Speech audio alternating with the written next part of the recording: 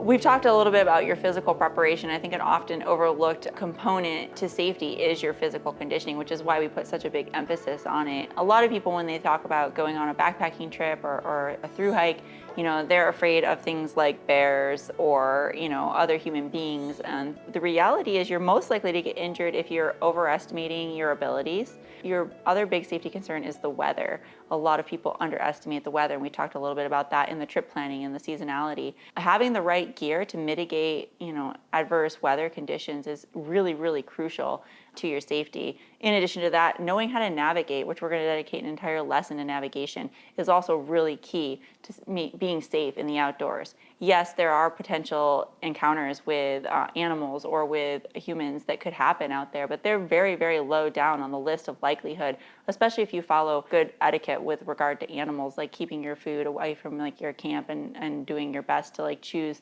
campsites that aren't affected by habituated animals.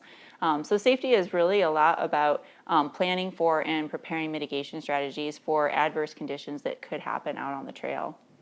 If animal encounters are your big concern or the concern of your loved ones before you head out, what I recommend is doing some research prior to setting out. And this has really helped me in a lot of ways too. I think in a lot of ways, knowledge is power. So the more you know about an animal that you're concerned about meeting, the more you will be prepared to react properly when you do encounter the animal, if you encounter it at all. And so over the years, I've done a lot of reading about what to do if you encounter a bear, or what do you do if you encounter a mountain lion, and what about snakes? And I've done a lot of reading about it, so I understand the basics of where they like to hang out, when they're most active, what attracts them, what do they dislike, and how to act when you encounter them. For instance, like when you encounter a black bear or a bear, you should not make eye contact with it, and you should give the bear space to make its move. You don't want to act overly aggressive toward a bear. You want to just allow it to move away from you. And generally, when you encounter an animal that's not habituated, it will move away from you.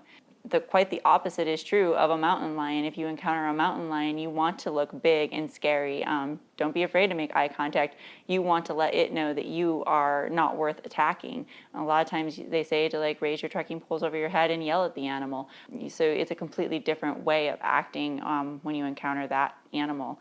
Another animal to think about, especially if you're thinking about hiking something like the Great Divide Trail in Canada or the Continental Divide Trail in the US, are grizzly bears. And something that's highly recommended when you're traveling through grizzly terrain is to carry bear spray, which is basically an 8-ounce canister of essentially mace. It's a pepper spray, and it has a propellant in it that actually sends it out in a cone shape.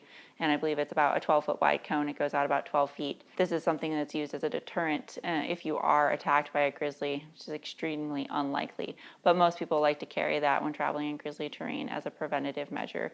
And it also obviously works against other mammals as well. So if you have an encounter with, say, an off-leash angry dog or something like that, you can use it in that sense as well. Another animal, like I've mentioned, that a lot of people are concerned about are snakes. And like most animals, if you give them space, they are going to go away. They just want you to leave them alone. You're not worth it to them. There's no way they can eat you.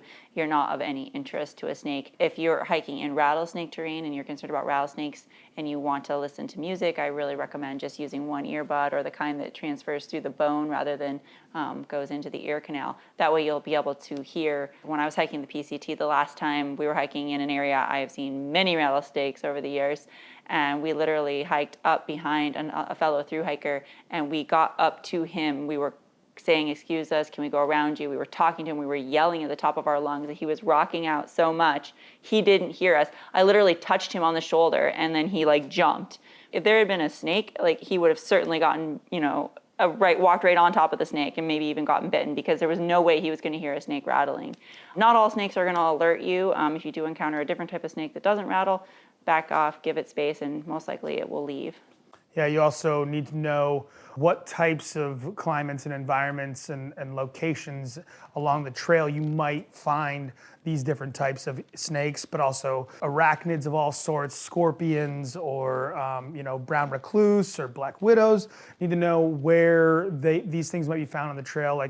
A lot of these animals are very good at camouflaging themselves, and even if you're keenly aware with all your facets and senses about you, you might overlook them and almost step on top of one, and it's as easy as just slipping up for a second or two, and before you know it, you get bit or stung, and you need to be extracted from the trail. And that's where, from a safety perspective, you might find yourself wanting to carry an emergency beacon